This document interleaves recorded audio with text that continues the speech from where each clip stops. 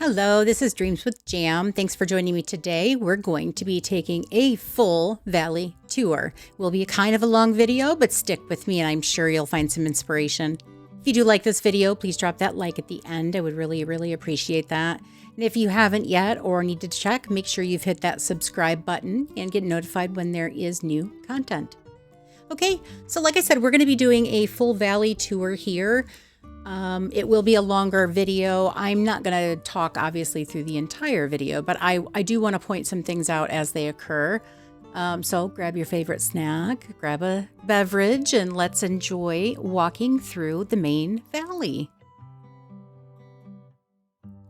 Okay, so with the plaza, the vibe that I wanted to go with is just a small town, Main Street kind of vibe.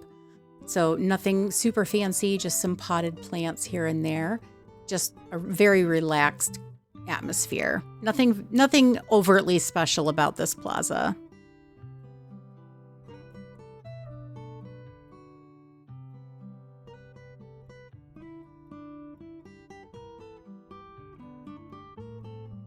I created these planters using the fencing that we get from Storybook Vale. That's the marble fence. Just created that around the tree onto the grass, left that open underneath the trees, and it created this little planter.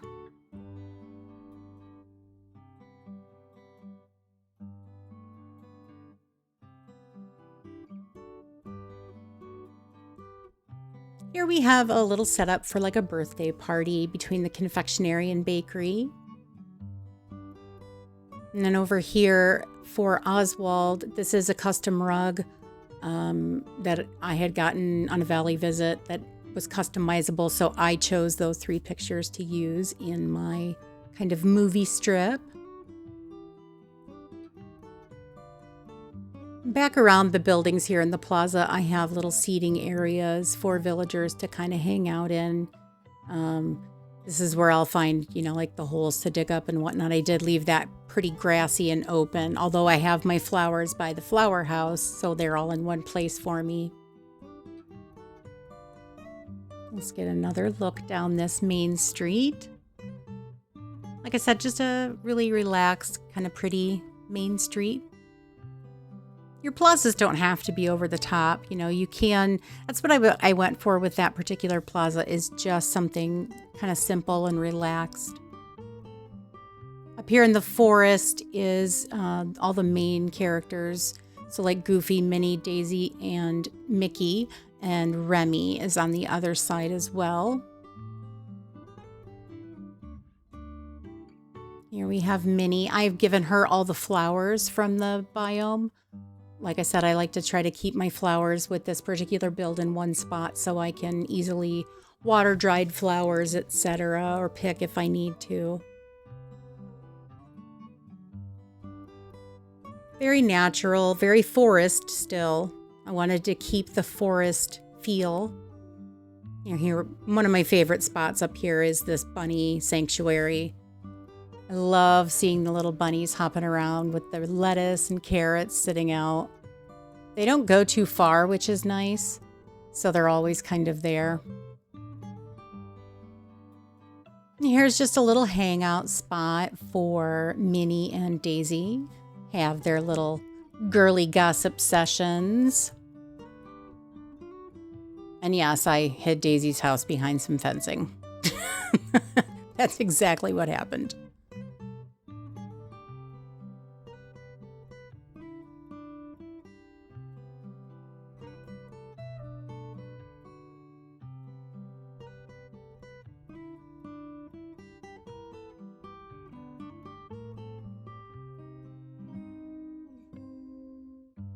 I don't know why, but I just love Goofy's yard. I did this kind of little bit of a wild, overgrown look to his yard with some rocks and bushes. You can see here I used the one piece there from the Meadow collection. Gave him a fishing spot. A little bit of a single bachelor look to his yard.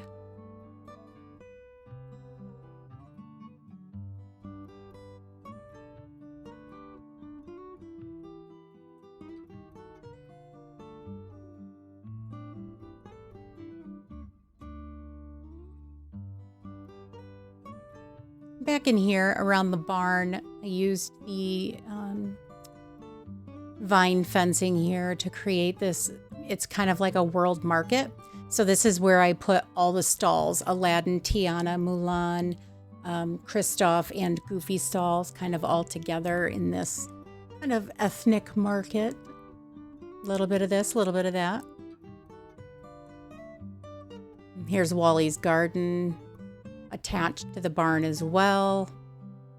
And then just a place for people to hang out, eat their ice cream and popcorn from hanging out in the farmer's market. And then just a community bonfire area, which, as you know, I love creating those. And then here's my well and vacuum, which I try to keep together in each particular biome. That's when I'm doing my builds, I like to set up them kind of out of the way, but so not blocking any premium space, but a space specifically for the well and vacuum.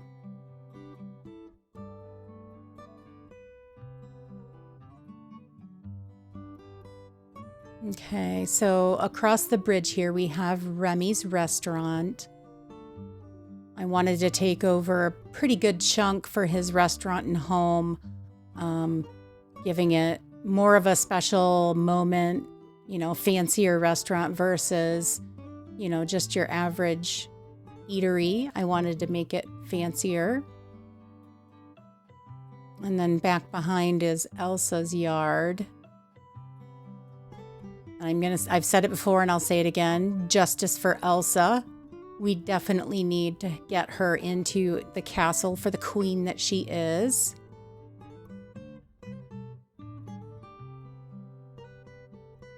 We all hate that she lives in a barren cave. I don't think there's a single player out there who would say, I love where Elsa's at. No, none of us do, Game Loft. Please change that. Okay, then over here on the left, we have just another community area where the people can fish, play games, hang out by the fire. That is Remy's fountain. I believe that was a Scrooge item. And then here's Remy's house with just some seating. Okay, so heading up into the Frosted Heights. We have our snowman friend here. That's the snowman we made in the winter event with the snowballs, etc. There's the frozen pillars. And so this is more of kind of like a residential area. We have the what is that called? Fortress. That's the word. And then the cabin. We do have that other winter house, but it has Santa on it and it looks very Christmassy versus this house, which just has the lights. It just looks wintry.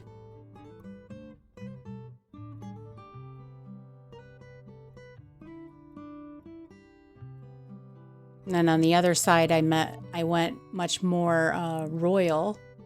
Now let's look at our little snowman friends here first.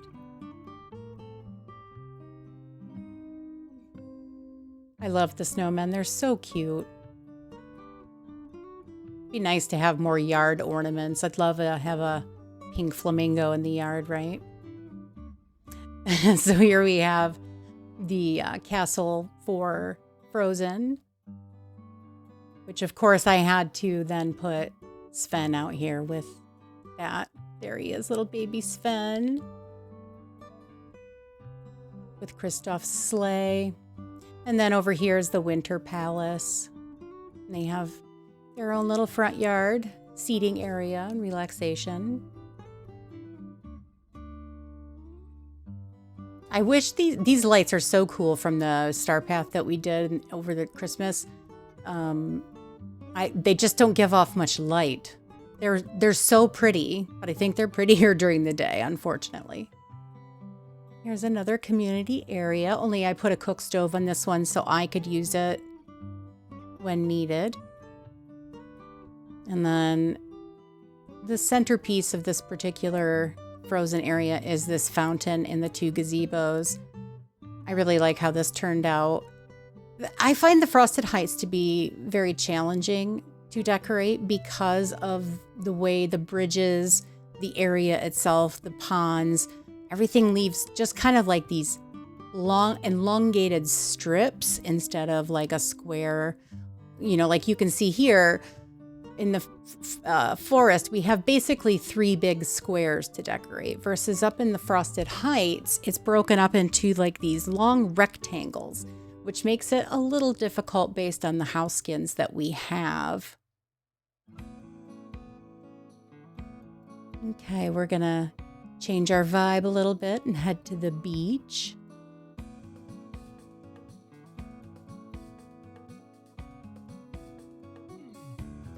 The beach it's basically set up like a beach, right? It's not jungly or overtly anything particular.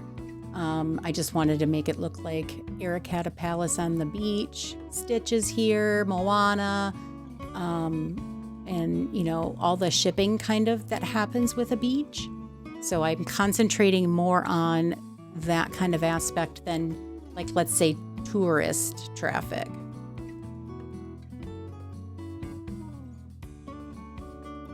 And here's Eric's castle.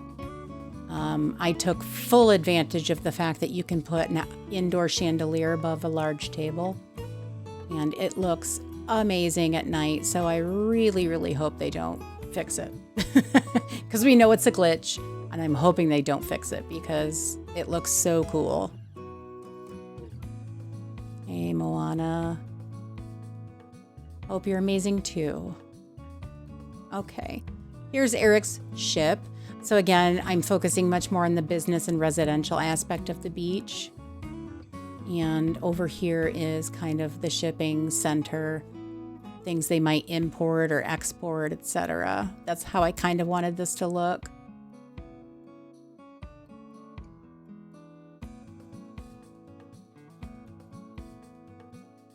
And then I just put this really pretty waterfall right smack dab in the middle of the pathway and made the pathway go around in a full circle. I know that doesn't make sense to have water coming from nowhere, but I like it. It just makes it easier to get around. So, works for me.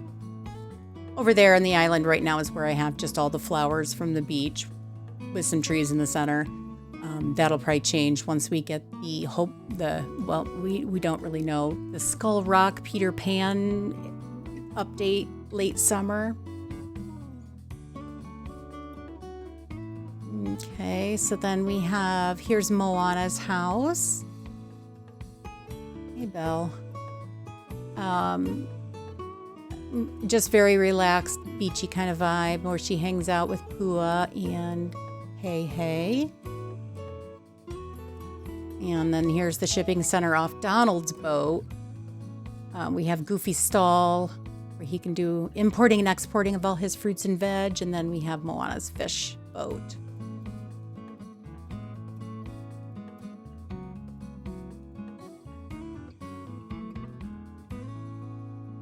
Okay, so heading over the bridge, we are going to see Ariel and Stitch. And as you've probably heard me say before many times, I won't be taking down this Ariel build.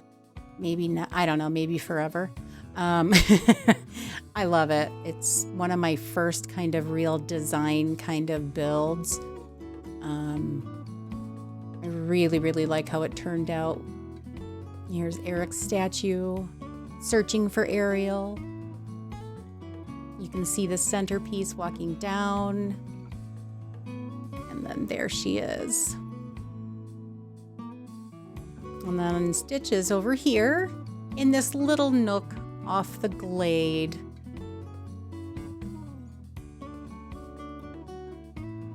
Very chill atmosphere, some surfboards, their little seating, feeding the ugly duckling with some energy drinks. Hopefully Stitch isn't drinking the energy drinks, but there's their kind of yard and then a hammock off the water.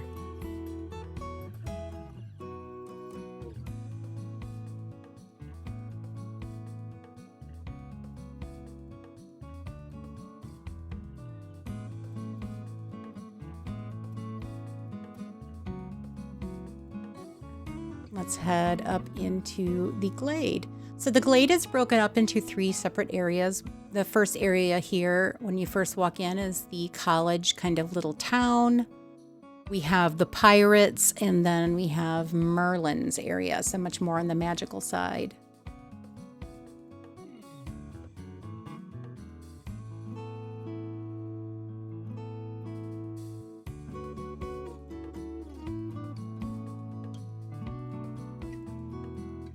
Here we have the college center courtyard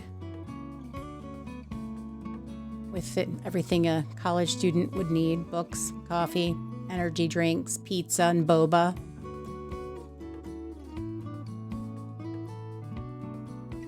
Just a hangout area. I live actually in a college town, so my daughter is in college and my husband is a college professor, so these kinds of builds are kind of close to my heart a little bit. I love creating a college atmosphere in some part of my valley. And this would be the little town with a gazebo and more of like a hangout space here. Photo booth. And then a little gas station. I would like them to come out with another piece for that. We need 3 pieces to make it look good, in my opinion. Okay, so here we're gonna head over into like the more magical area. I've used all of the remaining pillars in this to make kind of this, I don't know, piece where you can commune with magical things. I don't know. And then here is Merlin. I figure he's in kind of this broken castle area, refuses to move. You know, your typical old man, it's good enough for now. I'm just going to stay here. Here's his study. I actually catch a lot of villagers back there because of the books. And if you didn't know that before, if you place certain items down, it does attract villagers to stand and stare at them. And the open books are definitely one of those items. And here we're going into a pirate den, which I desperately wanted to do for a long time. I actually just got the Cortez pack with the open treasure and the pirate centerpiece with the boat. I just got that recently when it came back into the shop, so it was the perfect time I jumped on it to make this pirate build. Sometimes the premium shop does lead your design. You know, you think, oh, I got those items finally, and now I can do this or that. You know, go for it. Okay, and then back into the residential part of the college town. Here we have an apartment building with just some seating area by the building itself, looking out to the water. And then heading up into the meadow.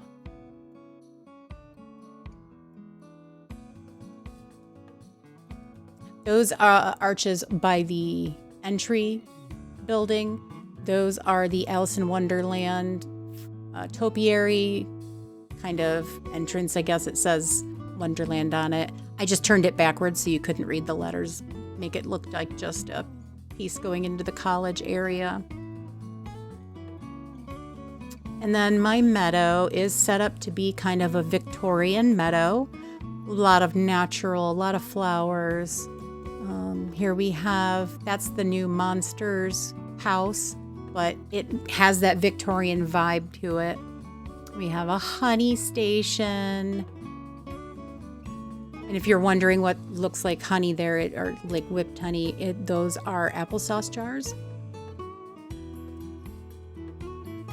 You can see the bees buzzing around here and there from the honey buildings.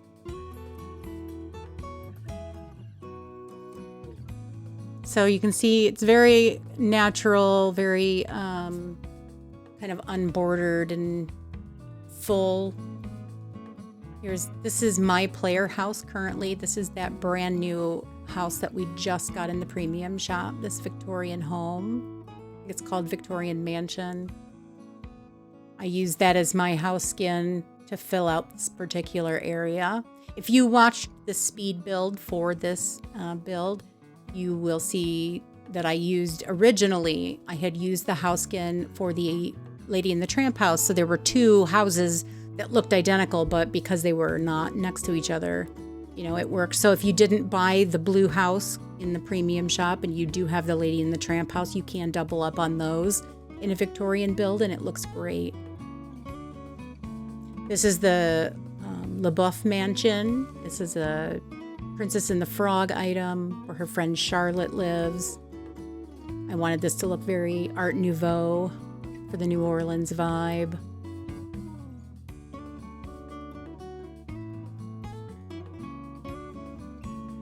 And that's the Lady and the Tramp house with their own yard in the front. Just the white picket fence. And don't be afraid to use indoor rugs outside. It adds really a nice pop of color sometimes. And then this will weave around the back here. So we have a backyard where somebody's reading with some spring flowers. No, Maui, just no. And here's our well. These walls are from Storybook Vale, so if you haven't crafted those or gotten those yet, that's where those rose-covered walls are from. And here we have just a gazebo overlooking the beach and water. And again, you'll see those books there. Those attract a bunch of villagers, and they come in here and have a seat and look out at the water. Okay, so we'll head around back up through the plaza, and then we'll head to the Sunlit Plateau.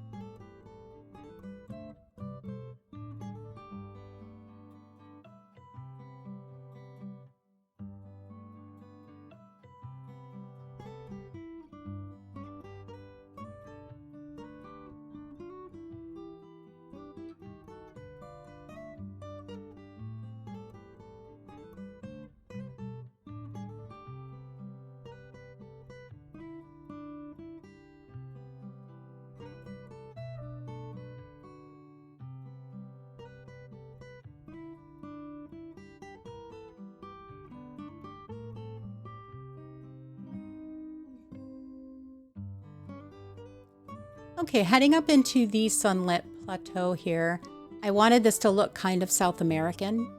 I do have mini casita here for the Madrigal family, so I wanted to kind of carry that vibe throughout this build. So you'll see there's a soccer field. We have kind of a cafe. We do have Tiana up here. There's some waterfalls with, those are water rugs that's falling into. Here's our soccer field. I wish we had a better ball, but I went with what we had. Okay, this is just set up as an outdoor cafe. Using very bright colors in through here. A lot of greenery, potted plants, wild plants, etc. And here's mini casita. Set up, you can see people have been making, grinding some corn for tortilla, etc. Or arepa. I think that's the one we have a recipe for from Mirabelle. I keep wanting to say Merida. Mirabelle. Here's their backyard. I put up like a little laundry, outdoor hanging station, table for them to have dinner at as a family. And then this side we have Tiana and our campground. Gazebo kind of bridging this gap. And here's the full campground. I do have it fenced off so it kind of creates that delineation between one area and the other.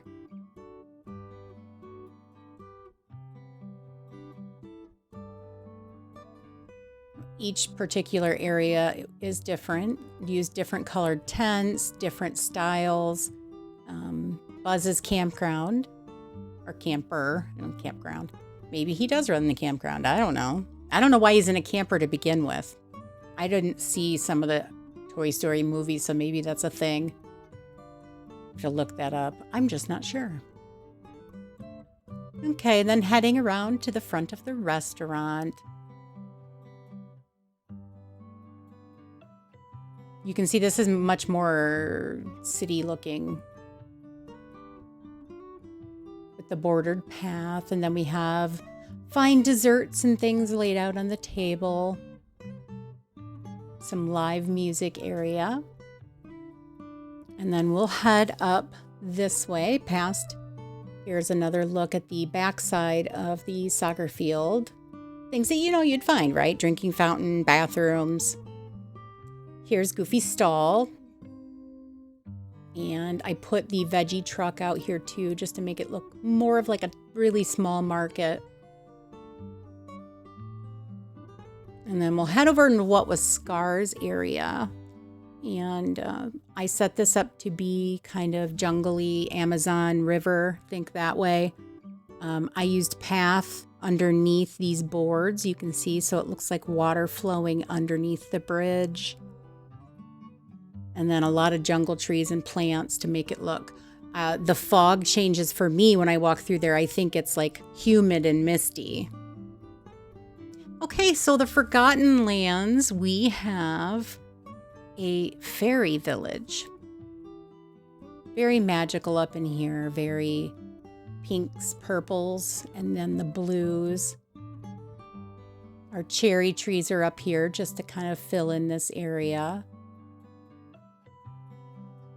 You'll see the ground sparkle as I walk. What I do is I use the petals on the ground and then I drop pink marshmallows from the marshmallow event that we had for the campfires. I drop one of those marshmallows in that little pile of floral and it makes sparkles as you walk, as you get near them. Just adds to that magical feel.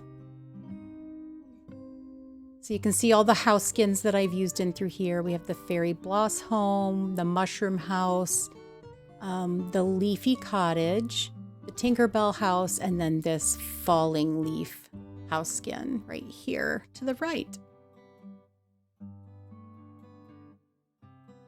Using candles in the bubbles. That's a Storybook Veil item as well. Here we have a little Tinker Station for Tinkerbell.